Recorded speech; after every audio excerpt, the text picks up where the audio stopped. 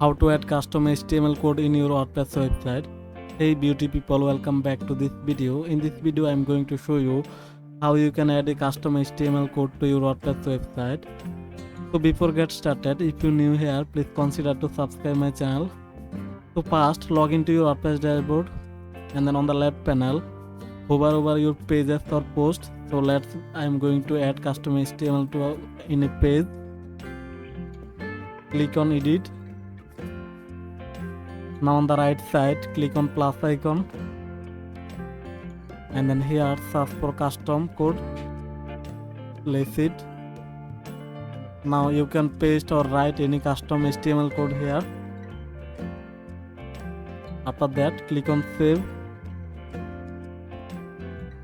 and there you go.